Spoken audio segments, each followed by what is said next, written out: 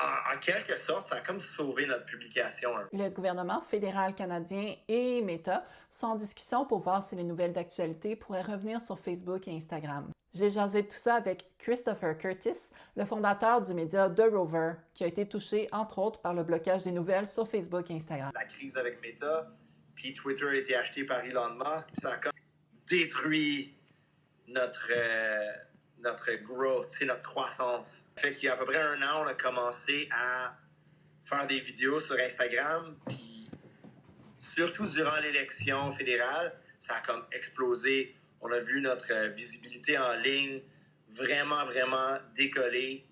En quelque sorte, ça a comme sauvé notre publication un peu. La Fédération professionnelle des journalistes du Québec relayait une partie d'articles qui s'inquiétaient du fait que de toucher aux lois qui touchent les nouvelles en ligne sur Facebook et Instagram pourrait ensuite avoir un effet sur les montants que verse Google pour avoir les nouvelles d'actualité.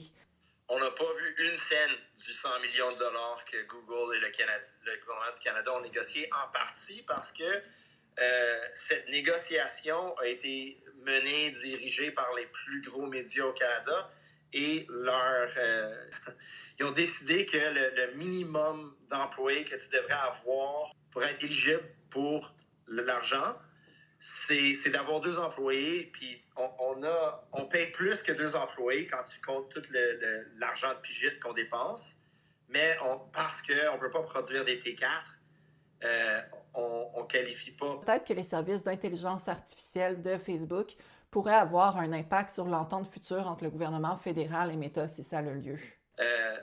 Je ne sais pas. Personnellement, je ne suis pas inquiet du fait que tu as des gros modèles d'intelligence artificielle qui sont en train de se servir du journalisme pour essayer d'apprendre à devenir. Je pense que c'est de la grosse bullshit. La vraie conversation qu'on devrait avoir, c'est comment on produit notre contenu.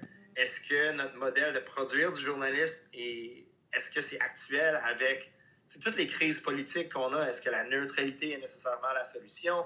On a des conversations très difficiles qu'on devrait avoir, mais on dirait encore une fois que les géants dans les médias font tout ce qu'ils peuvent pour essayer de comme arnaquer plus d'argent des grandes compagnies tech, quand la solution, c'est d'aller chercher tes lecteurs puis de convaincre des lecteurs à te payer pour ton contenu ou à te donner de leur argent, que ce soit à des buts charitables ou whatever. Encore une fois, comme je vois pas comment cette discussion-là va améliorer notre journalisme ou va améliorer notre relation avec nos lecteurs.